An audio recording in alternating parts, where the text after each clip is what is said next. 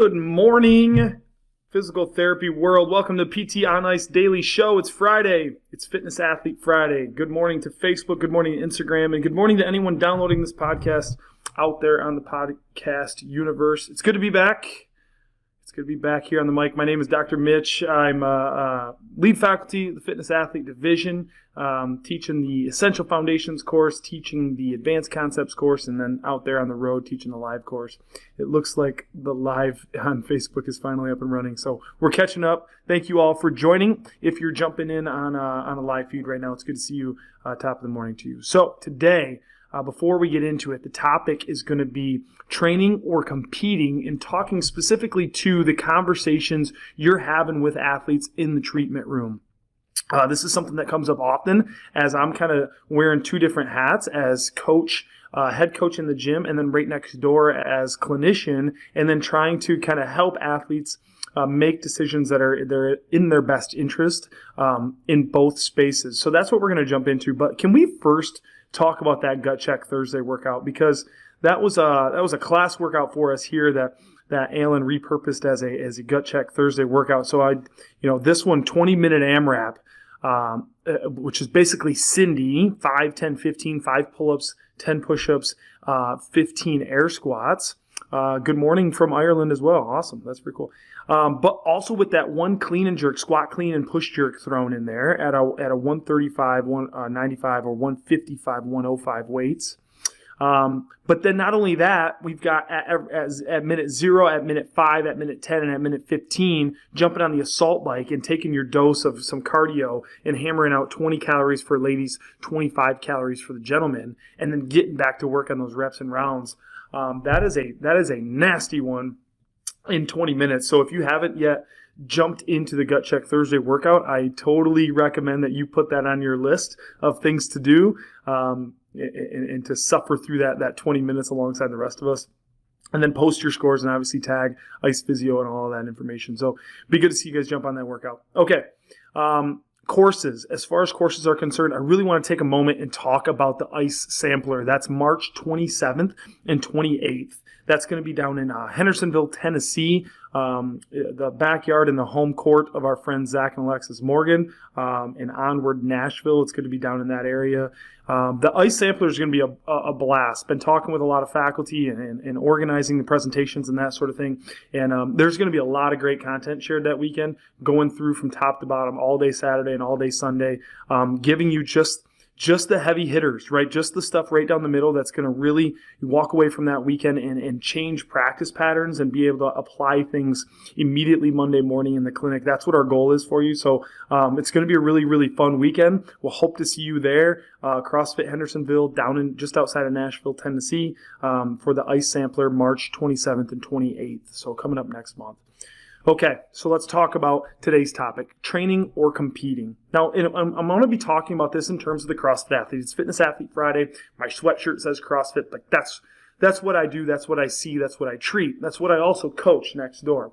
And so we're often juggling with this concept of, am I in the gym strictly to compete in today's workout, to put the best time up on the whiteboard, to beat my friends or someone that I'm racing or chasing with in a workout? Or am I showing up to train? Am I showing up to get better in a skill or get better in my fitness? And I think that having a clear picture of why you're showing up to the gym every day is really important for helping you make decisions around if, in fact, you are dealing with a nagging injury, or making a decision about what weight should I select in this workout, or what skill variation should I utilize in this workout.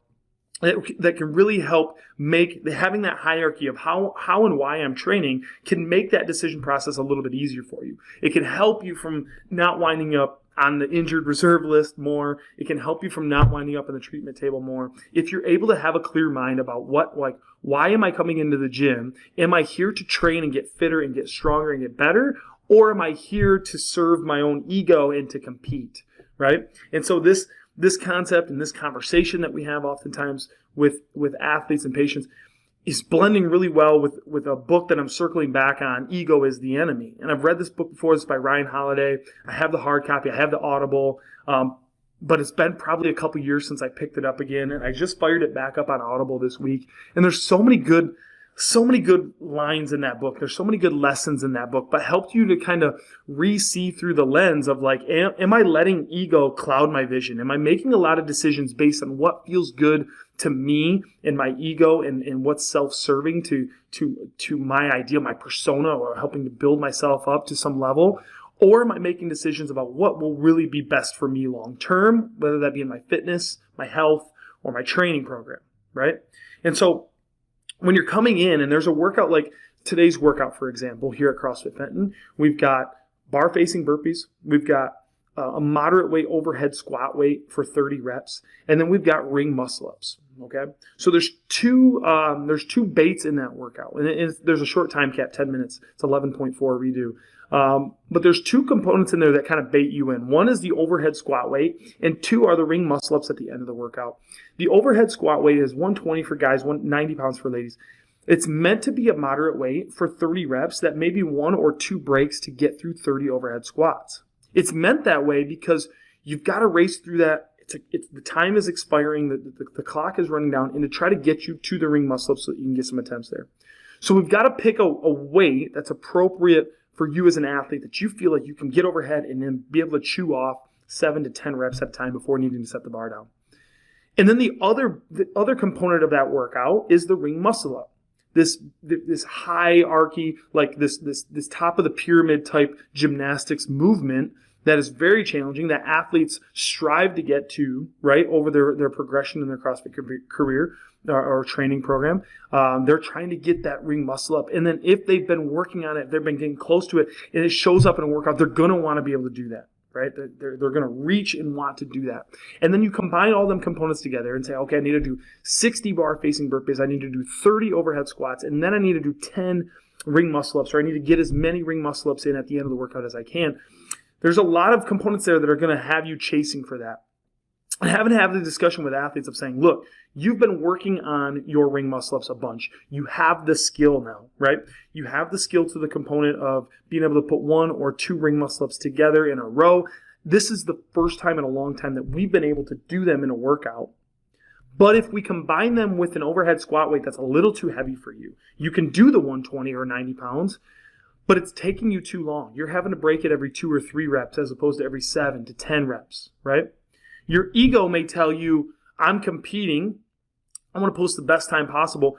I want to do this RX as listed on the whiteboard. I'm going to do 120 and then do 2 or 3 reps, drop the bar, 2 or 3 reps, drop the bar.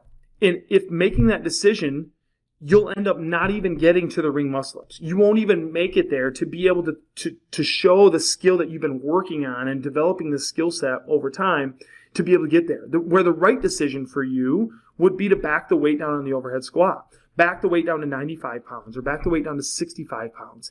Get through the overhead squats as the stimulus was intended, and then be able to get to the ring muscle ups in the final couple minutes of the workout and be able to show the skill you've been working on. That would be the decision if you were training what you should be going with, versus if you were competing in that workout, trying to post the best. You may make a decision on a weight that's not right for you. You may make a decision on a skill that's not right for you. Let's take another athlete, for example. They have the overhead squat, but they're nowhere near close to having a ring muscle up, right? So they're flying through the first components of this workout, the burpees and the overhead squats, and then they get to the ring muscle up where they know that they haven't earned that skill yet. They know that they haven't really worked on their ring dips and their low ring transitions, and they're not comfortable in the receiving position of a ring muscle up.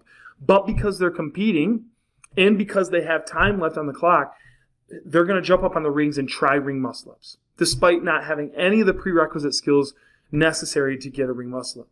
Where their ego is going to bait them in and say, do a ring, try it again, right? Because you've got time. Well, I might as well, right? We hear this all the time with athletes. I might as well, right? What they're doing is making a decision that fits more comfortably, is better for their ego, and is more self-serving to them, rather than making the decision that's going to make them better. Making the decision to do low ring transitions and low ring muscle ups is actually going to get them ring muscle ups in the future. What they're making the decision on is to do ring muscle ups that they're not ready yet, and is not going to move them any closer to actually getting a ring muscle up, because they're skipping all the prerequisite skills and strength necessary, and is only going to make them closer to being injured or having to treat a shoulder that's now bugging them because they just exposed it to range of motions and positions that they weren't trained and adapted for, right?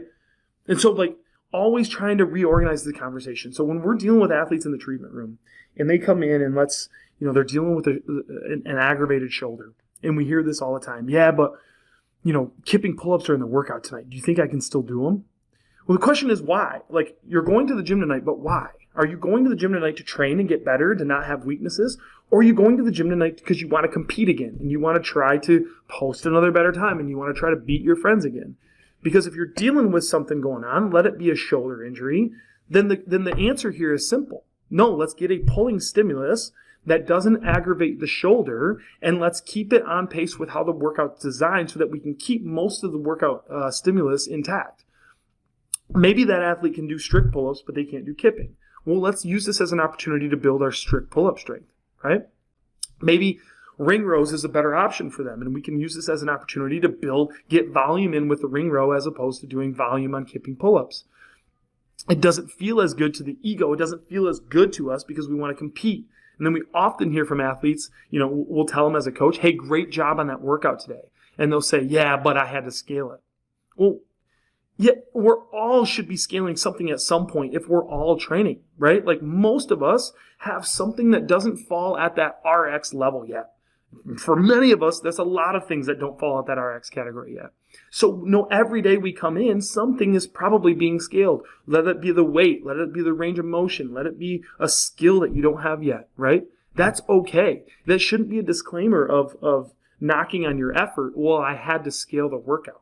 That's you trying to protect your ego and your emotions of why I couldn't compete at the highest level. We're in the gym, we're in the CrossFit space to train. Matt Frazier said it really, really good. He said, I train to have no weaknesses. He trains to have no weaknesses for when he competes. He happens to also be a 5-time in a row CrossFit Games champion. Now retired. I'm very sad about that still. But nonetheless, you train to have no weaknesses for when you compete, right? You have to make the decision that's actually going to get you better. You have to make the hard decisions that will help you heal, that don't always feel comfortable to you as a person, right? We're training to get better. We're competing only to prove we're the best or to prove that we're fitter than someone else. Come to the gym with the mindset of, I'm here to train today, and you'll be able to much easier make decisions of where you're at and what you need to prioritize and work on. If it hurts you to press overhead with a barbell, but you can do single arm dumbbell pressing without pain, then use that workout as an opportunity to get really strong in a single arm dumbbell press.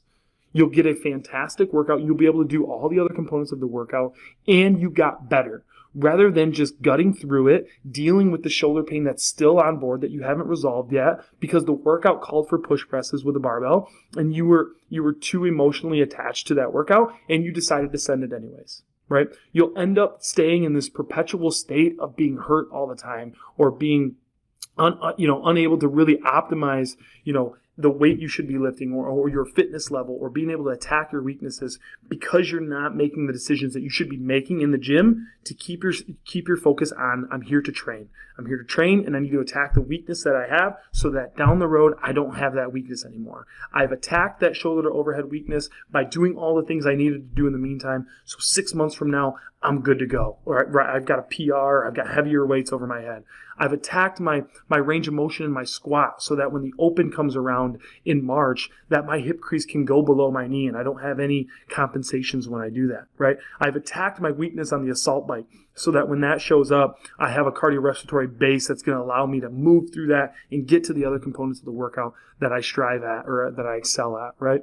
Make the decision to train, even when and have this discussion with your athletes when they're sitting down in front of you, dealing with shoulder pain, dealing with knee pain, maybe it's back pain, and having a hard time coming to terms with scaling the workout.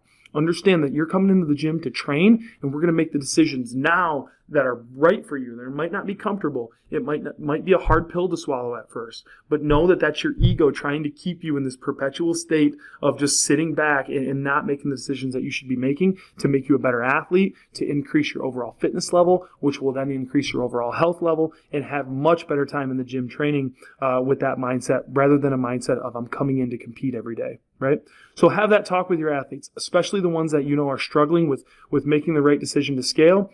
I know that I'm talking today from a place of drinking this own medicine for myself, right? Because it definitely serves my own ego to just overlook my issues, my weaknesses, my limitations, maybe little flare-ups, and just be like, I can do it anyways, right? I know that I can still snatch this barbell, right? Like, even though I'm going to pay for it later that afternoon. So make the decision to do the shoulder to overhead work rather than just to snatch the heavy barbell. That's what's on my agenda for this Friday. I hope you guys have an awesome weekend. I hope you had a great week in clinic. I just want to shout out to our Essential Foundations and our Advanced Concepts courses that are both underway right now and moving through the cohorts. They're doing a phenomenal job. We got some fantastic questions and dialogue going on in both of those cohorts, and some even better programs being submitted and videos being submitted. So shout out to all the clinicians in our 8-week online Essentials and Advanced Concepts courses. Going to be wrapping it up soon, and then look for a new cohort starting at least with Essential Foundations in about a month or so. So that's it. That's Friday's Fitness Athlete Friday talk. Are you training or are you competing? And make the right decisions for your long-term health and fitness rather than for your short-term ego. Hope you guys have a great weekend. We'll see you all back very soon. Next time I grab the mic. Have an awesome one, guys. We'll see you soon.